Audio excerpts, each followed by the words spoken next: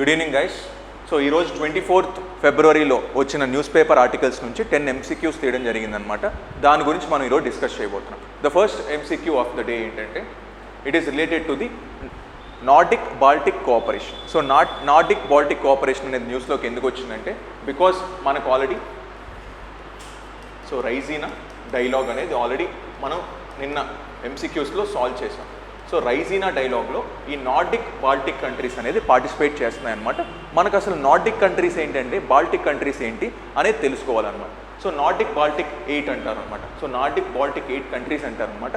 Baltic countries ఏమో 3 countries ఉంటాయి, మిగిలిన నార్డిక్ కంట్రీస్ ఏమో 5 కంట్రీస్ ఉంటాయి. ఓవరాల్గా వాళ్ళందరూ కలిసి కోఆపరేషన్ చేసుకొని they formed as a Nordic Baltic 8 countries అనేది ఫామ్ అయ్యాయి అనమాట. Now will see what are the Nordic Baltic countries. You see ఈ మూడు, ఇది Baltics, this is Baltic sea. ఈ మూడు వచ్చిందే బాల్టిక్ సీ కంట్రీస్ అంటారు. Estonia, Latvia and Lithuania. So ఈ మూడు బాల్టిక్ కంట్రీస్ అంటారు. ఈ Finland, Sweden, Norway, Denmark and Iceland ఇవన్నీ నార్డిక్ కంట్రీస్ అంటారు. సో నార్డిక్ బాల్టిక్ కోఆపరేషన్ అని వీళ్ళు ఒక కోఆపరేషన్ చేసుకున్నారు అనమాట. అందుకనే మనకు ఈ కంట్రీస్ మనకు రైజీనా డైలాగ్లో పార్టిసిపేట్ చేశాయి. అందుకనే న్యూస్లో ఉండి that's why it has been in news. So now will see what are the statements. So Denmark ఉందా, it is a Nordic country. Iceland ఉంది, నార్డిక్ కంట్రీ. నార్వే ఉంది, Nordic country. Latvia and Lithuania అనేది Baltic countries. So కాబట్టి how many of the above mention countries are part of Nordic Baltic cooperation? All the countries are part of Nordic Baltic cooperation అనమాట. Now will see the next question. So grey zone warfare, మన chief of defence staff Anil Chauhan garu ఏం చెప్పారంటే, so he have talked about grey zone warfare is the next zone of warfare for India అని చెప్పారనమాట. అసలు grey zone warfare అంటే ఏంటి? So మనకు జనరల్గా 2 టైప్స్ ఆఫ్ వార్ఫేర్స్ ఉంటాయి. ఒకటి డైరెక్ట్గా మనం అటాక్ చేస్తాం, ఒకటి మిలిటరీ వెపన్స్ వాడి డైరెక్ట్గా మిలిటరీ స్ట్రైక్స్ అనేది చేస్తాం అన్నమాట. నెక్స్ట్ ఇండైరెక్ట్గా కంట్రీని డీస్టెబిలైజ్ చేయడానికి ట్రై చేస్తాం, అంటే శాంక్షన్స్ వేయడం కానీ, ఇవన్నీ ఇండైరెక్ట్గా we're trying to convert the war. అలాగే సైబర్ అటాక్స్ చేయడం కానీ, ఇవన్నీ indirect things of wars. So ఈ రెండింటికి మధ్యలో where is the state of war and there is a state of peace, ఈ రెండింటి మధ్యలో ఉండేది గ్రే జోన్ వార్ఫేర్ అంటాం. So see this is hybrid warfare, అంటే you try to go for the peace. This is warfare, it is go for in the war. ఈ రెండింటికి మధ్యలో ఒక మెథడ్ ఏదైతే ఉందో దాన్ని గ్రే జోన్ వార్ఫేర్ అంటాం. సో గ్రే జోన్ వార్ఫేర్ అంటాం. Now will see what is the thing. So grey zone warfare is a type of military action to exploit the operational space between the peace and the war. So between the peace and the war to change the status quo in which the actions remain below the threshold that would justify a conventional military response. అంటే first ఏం చేస్తారంటే peace కోసమే చూస్తుంది ఏ country అయినా. Then grey zone వార్ఫేర్కి వెళ్తుంది second step. Then ఆ స్టెప్ కూడా వర్కౌట్ అవ్వకపోతే లాస్ట్ స్టెప్ ఏంటి, వార్ అనేది ఈజ్ ఎ ఇన్నెవిటబుల్ ఫినామినన్ అనమాట. So that is grey zone warfare. So మిగిలిన స్టేట్మెంట్స్కి సంబంధించింది ఏంటి? Grey zone warfare in desert, దీన్ని డెజర్ట్ వార్ఫేర్ అంటారు. This is desert warfare. Then third దాంట్లో ఏంటి? It is fought by irregulars in small number of groups of military ambushes, sabotage, petty warfare, hit and run tactics against regular military warfare. దీన్నే we call it guerrilla warfare. Guerrilla warfare అంటాం అన్నమాట దీన్ని. So this is guerrilla warfare. Then last one it is known as germ warfare. So grey zone warfare కాదు, germ warfare అంటే it is biological warfare. So it is biological warfare. So it is biological warfare. So obviously only B is the gray zone warfare. So మిగిలిన వాటికి different names అనేది ఉన్నాయి అన్నమాట. So now will see what is the third question. So United nations global కాంపాక్ట్లో ఇది న్యూస్లోకి ఎందుకు వచ్చిందంటే ministry of housing and urban affairs అనే ఆయన. So the minister has participated in this United Nations Global Compact 18th మీటింగ్లో ఈయన participate చేశారనమాట. అందుకని న్యూస్లోకి వచ్చింది. అసలు యునైటెడ్ నేషన్స్ గ్లోబల్ కాంపాక్ట్ అంటే ఏంటి? So United nations global compact అనేది it is a voluntary initiative. అంటే వాలంటరీగా ఏ కంపెనీ అయినా కార్పొరేట్ సస్టైనబిలిటీ పారామీటర్స్ కానీ ఫాలో అవ్వాలి అనుకుంటే దీంట్లో జాయిన్ అవ్వచ్చు అనమాట. దీంట్లో మెయిన్గా ఈ పిల్లర్స్ అనేది ఉంటాయి. Human rights is the one of the pillar, environment is one of the pillar, anti corruption is one of the pillar and labour standards. These are the 4 pillars which are present in the United nations global compact అనే దాంట్లో 4 pillars ఉన్నాయి. ఈ 4 pillars తగ్గట్టు 10 principles అనేది ఉన్నాయన్నమాట. ఈ 4 pillars లో 10 principles అనేది ఉన్నాయి. దెన్ ఇండియా కూడా ఇండియన్ నేషనల్ గ్లోబల్ కాంపాక్ట్ అనేది కూడా స్టార్ట్ చేసింది అనమాట. India is the first country. So India first country అనమాట సొంత global compact national global compact అనేది స్టార్ట్ చేసింది. నేషనల్ గ్లోబల్ కాంపాక్ట్ అనేది స్టార్ట్ చేసింది. So first country in the world ఇది స్టార్ట్ చేసి 2000 ఇయర్లో స్టార్ట్ చేసింది. And which is adhering to this 10 principles. ఈ 10 ప్రిన్సిపల్స్కి అడరింగ్ చేస్తుంది అనమాట. That is national global compact అనమాట. నేషనల్ గ్లోబల్ కాంపాక్ట్ ఇండియా అనేది ఫామ్ చేసింది. అలాగే 2017లో anti corruption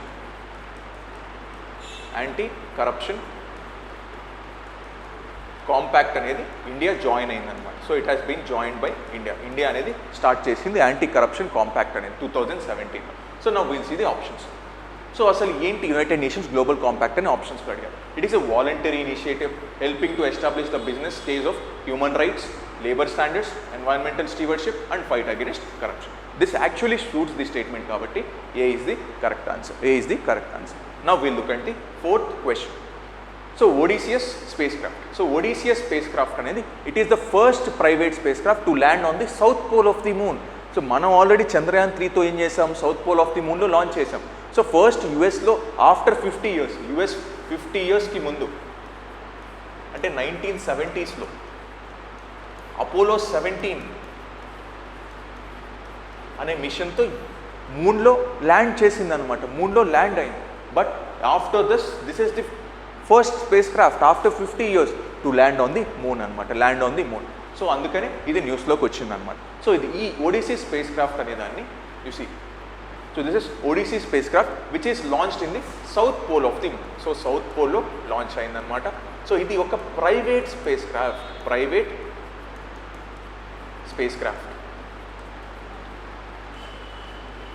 so private spacecraft అనమాట. సో ఇంట్యూటివ్ మెషిన్స్ అనే ఒక కంపెనీ యొక్క స్పేస్ క్రాఫ్ట్ అనమాట ఇది. సో కంపెనీ యొక్క స్పేస్ క్రాఫ్ట్ నాసా అనేది లాంచ్ చేయడం జరిగిందనమాట. అందుకు న్యూస్లోకి వచ్చింది. So ODCS spacecraft is the first American build spacecraft which landed on the moon in the last 50 years. చెప్పాను కదా, లాస్ట్ 50 ఇయర్స్లో ఏ మిషన్ ల్యాండ్ అవ్వలేదు. ఆబ్వియస్లీ మూన్ మిషన్స్ ఉన్నాయి, బట్ ల్యాండింగ్ అనేది ఇది ఫస్ట్ 50 ఇయర్స్ తర్వాత నెక్స్ట్ జరిగిందనమాట. It decided on the south pole region of the moon. This one is also correct statement. Then it is the first private spacecraft to land successfully on the moon. First private spacecraft kabatti it is only. How many of the above statements are correct? All the statements are correct here. Now we look at the 5th question.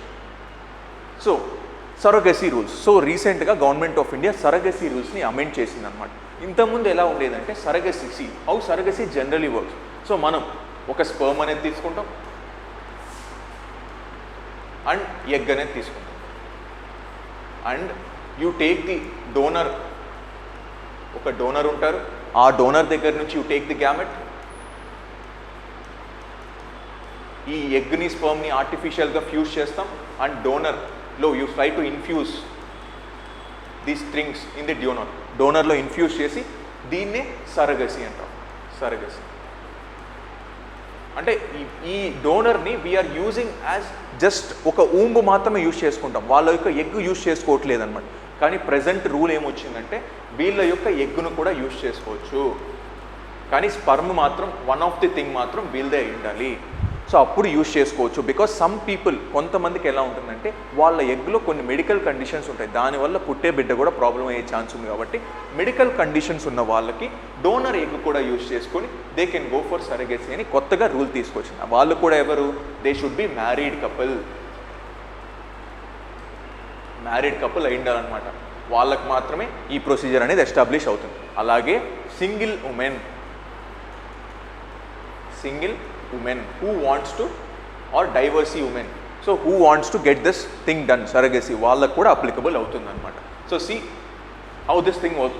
So ఇది జనరల్గా in vitro fertilisation technique. In vitro ఏంటి, in vitro అంటే in the ల్యాబ్లో చేస్తారనమాట. So అదే IVS surrogacy అంటే ఏంటి, so ఇక్కడ ఇద్దరు పార్టిసిపెంట్స్ కావాలన్నమాట, ఒకరు మదరు, ఇంకొకరు జెస్టేషనల్ మదర్ కావాలన్నమాట. సో ఈ రెండింటికి కావాలి. So that is the surrogacy which is actually happening. Now see, in India, single women undergoing surrogacy must use self eggs to avail surrogacy. అంటే సెల్ఫ్ ఎగ్స్, వాళ్ళ యొక్క ఎగ్స్ మాత్రమే వాడాలి. This is the correct statement. ఎందుకంటే మనకి ఈ ప్రొసీజర్లో ఏదైతే ఇప్పుడు కొత్తగా చేంజ్ చేశారో ఆ ప్రొసీజర్లో సింగిల్ ఉమెన్ అనే వాళ్ళని అలో చేయట్లేదు, ఓన్లీ మ్యారీడ్ కపుల్ని మాత్రమే అలో చేస్తున్నారు. ఈ కొత్త ప్రొసీజర్కి తీసుకొచ్చింది అనమాట. నా second statement, in case of couple undergoing surrogacy both gametes must be from the intending couple only and donor gametes is not allowed. ఇంతకుముందు ఇలా ఉండేది, but this has been removed now. So అంటే ఇప్పుడు donor gamete, donor ఎగ్గును కూడా తీసుకోవచ్చు అనమాట. Which of the statements are correct here? Only one statement is correct here. Only one is correct here. Now we'll look at the next statement. So central economic intelligence bureau. Central economic intelligence bureau అనేది economic intelligence అంటే ఎకానమీకి సంబంధించిన intelligence bureau అనమాట. So ఎకానమీకి సంబంధించి ఏం కావాలి intelligence అంటే ఎవరెవరు ఎకనామిక్ అఫెండర్స్ అనేవాళ్ళు ఎవరెవరు ఉన్నారు అంటే బ్యాంకుల్లోంచి లోన్స్ తీసుకొని ఎగ్గొట్టే వాళ్ళు ఎవరు, వాళ్ళని ఎకనామిక్ అఫెండర్స్ అంటారు. So they have the capacity to pay, కానీ పే చేయరు అనమాట, వాళ్ళని ఎకనామిక్ అఫెండర్స్ అంటారు. వీళ్ళని ముందుగానే కనుక్కోవడమే దీని యొక్క మెయిన్ ఇంపార్టెన్స్ అనమాట. సో ఇది రీసెంట్గా ఏం చేసింది, ఈ పిఎస్బికి కొన్ని రూల్స్ అనేది ప్రొవైడ్ చేసింది, కొంత డేటా అనేది ప్రొవైడ్ చేసింది. అంటే వీళ్ళు ఎకనామిక్ అఫెండర్స్ అయ్యే ఛాన్స్ ఉంది, బీ కేర్ఫుల్ అని ప్రొవైడ్ చేసింది అనమాట. అందుకు న్యూస్లోకి వచ్చింది. So Central Bureau of Economic Intelligence is a nodal agency on economic intelligence in India which receives information from law enforcement agencies and acts as central repository of economic offences record. So this is the correct statement. So it was set up in 1985. This is also a correct statement. It was set up under the Ministry of Finance. This is also a correct statement. So which is not correct and adequate. So all the statements are correct kabatti. So it is none తీసుకుంటాం అన్నమాట. So ఇప్పుడు ఇక్కడ వచ్చేసరికి దీన్ని head చేసేది ఎవరు? So దీన్ని head చేసేది it is a person of secretary level. So వాళ్ళని డైరెక్టర్ జనరల్ అని కూడా అంటారు, డైరెక్టర్ జనరల్ ఆఫ్ ఇంటెలిజెన్స్ అంటారు. సో వాళ్ళు హెడ్ చేస్తారనమాట. ఇంకొక బాడీ ఉంది, economic intelligence council. Economic intelligence council అని దీన్ని హెడ్ చేసేదే ఫైనాన్స్ మినిస్టర్. సో దీన్ని హెడ్ చేసేదే finance minister and vice head ఎవరంటే ఈయన. So is the vice president of economic intelligence council అనమాట. So don't confuse between the economic intelligence council and central economic intelligence bureau. So ఈ రెండింటిని confuse అవ్వకూడదు అనమాట. So obviously all the statements are correct, but అందుకే none of the above not correct అడిగారు కాబట్టి. Then Ravidas. So రీసెంట్గా వారణాసిలో so Sant Ravidas యొక్క స్టాచ్యూ అనేది prime minister Narendra Modi inaugurate చేశారనమాట. అందుకు న్యూస్లోకి వచ్చింది. సో రవిదాస్ వచ్చేసరికి ఏంటంటే ఈయన సో హీఈస్ ఏ భక్తి సెయింట్. అంటే భక్తి మూమెంట్లో he is one of the important part అనమాట, భక్తి సెయింట్. సో దాంతోపాటు ఏంటి, ఈయన ఎప్పుడు పుట్టాడు ఏంటి అని they don't have the clarity, but he is a family of leather making. So ఆ లెదర్ మేకింగ్ ఫ్యామిలీలో పుట్టాడు అనమాట, లెదర్ మేకింగ్ ఫ్యామిలీలో పుట్టారు. బట్ ఎప్పుడు పుట్టారనేది క్లారిటీ. కొంతమంది 1376 అంటారు, 1377 అంటారు, కొంతమంది 1420s అంటారు. So there is no clarity on the birth date of him. So birth date లేదనమాట. సో ఆయనకి బర్త్ డేట్ అనేది క్లారిటీ లేదు. సో అందుకని డిఫరెంట్ బుక్స్లో డిఫరెంట్గా చెప్తారనమాట.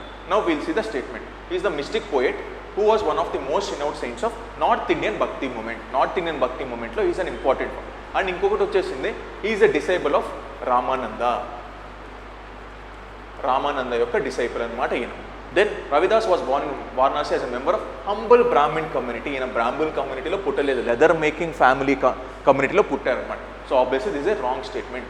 Poems attributed to Ravidas were include in the Adi Granth the sacred scripture of Sikhism. So Adi గ్రంథ్లో sacred script of సిక్కిజంలో దీని యొక్క పోయమ్స్ని ఇంపాక్ట్ చేశారా లేదా అంటే ఎస్, ఇంపాక్ట్ చేశారు. అండ్ గురునానక్ని కూడా ఈయన కలిసినట్టు వీ హ్యావ్ ది రికార్డ్స్ అనమాట. ఈయన కలిసినట్టు రికార్డ్స్ ఉన్నాయి. So obviously 1 is correct, 3 is correct. How many of the above statements are correct? Only 2 statements are correct here. 2 statements are correct here. Now we will go to the native languages. So native languages గురించి జనరల్గా Indira Gandhi centre for arts and sciences అనేది రెగ్యులర్గా ఒక exhibition అనేది పెడుతూ ఉంటుంది అనమాట, national లాంగ్వేజెస్ని protect చేయడానికి. సో ఇప్పుడు నేషనల్ లాంగ్వేజెస్ గురించి we have a data regarding the national languages. Currently 40% of global population lacks access to education in their native language and that exceeds 90% in certain regions. అంటే మన mother టంగ్లో, మన native లాంగ్వేజ్లో education providing లేదు. ఇప్పుడు చూస్తే చాలా వరకు ఇంగ్లీష్లోనే మనకు ఉందన్నమాట education. So obviously first statement is correct. 21st ఫిబ్రవరిని ఇంటర్నేషనల్ మదర్ లాంగ్వేజ్ డేగా సెలబ్రేట్ చేసుకుంటారా అంటే ఎస్. సో 1999లో యునెస్కో అనేది రికగ్నైజ్ చేసింది 21st జనవరిని ఇంటర్నేషనల్ మదర్ లాంగ్వేజ్ డేగా సెలబ్రేట్ చేసుకోండి అని చెప్పేసి. So that is to promote the linguistic and cultural diversity and multilingualism. So both the statements are correct here. Both the statements are correct here. Now will look at the 9th statement. 9th question. So hypothermia.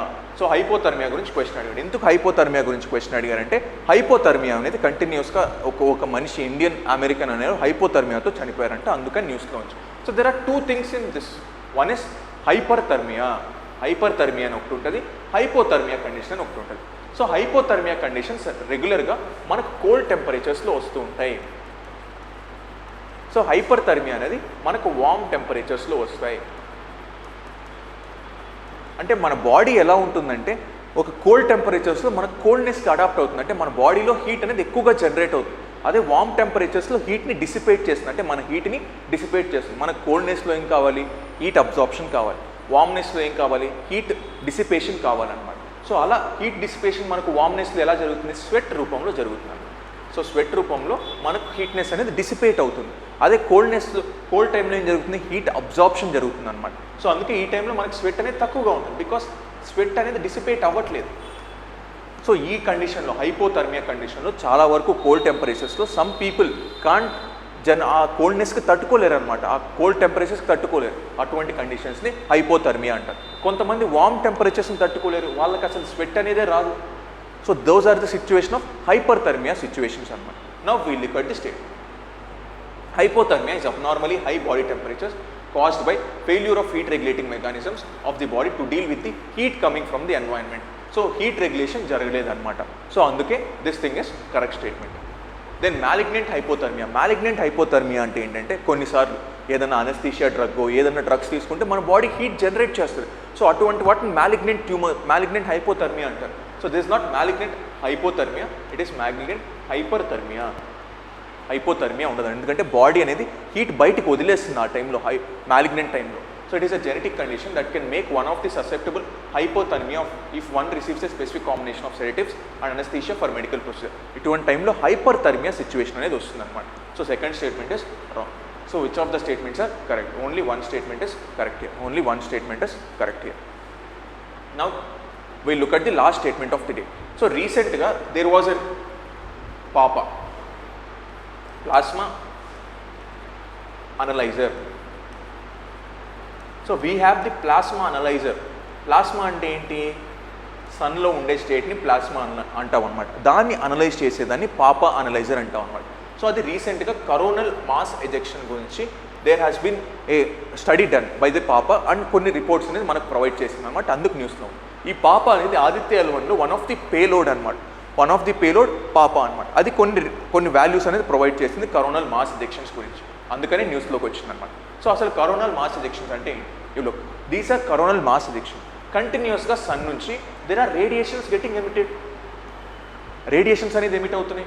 అలాగే మన అర్త్కి కూడా ఒక magnetic field ఉంటుంది which is trying to protect this from this coronal mass ejections. కానీ ఇవి కానీ స్పీడ్గా వచ్చాయంటే ఆటోమేటికలీ ఈ మ్యాగ్నెటిక్ ఫీల్డ్ని దాటి మన అర్త్ లోపలికి వచ్చే ఛాన్స్ ఉంటుంది అనమాట. సో అందుకే కరోనల్ మాస్ ఎజెక్షన్స్ గురించి we need to be very careful. Coronal mass ejections are large expulsions of plasma and magnetic field from the sun's corona నుంచి వస్తుంది అనమాట. CMEs travel outward from the sun at a speeds of ranging from slower than 250 kilometers per second or as fast as 3000 kilometers per second. The fastest earth directed CMEs can reach our planet in little as 15 to 18 hours. అంటే ఫాస్ట్గా వచ్చేది 15 to 18 అవర్స్లో వచ్చేయగలదు. స్లోగా వచ్చేది takes weeks or days time పడుతుంది అనమాట. So that is the thing about coronal mass ejection. So how many of the above statements are correct here? So all the 3 statements are correct here. So all the 3 statements are correct here. So this is how we see daily 10 MCQs అనేది ఇలా deal చేయడం జరుగుతుంది అనమాట. See you again on Monday guys. So మీకు ఏమైనా doubts ఉంటే కింద comment సెక్షన్లో పెట్టండి. Will try to answer your doubts. See you again on Monday guys.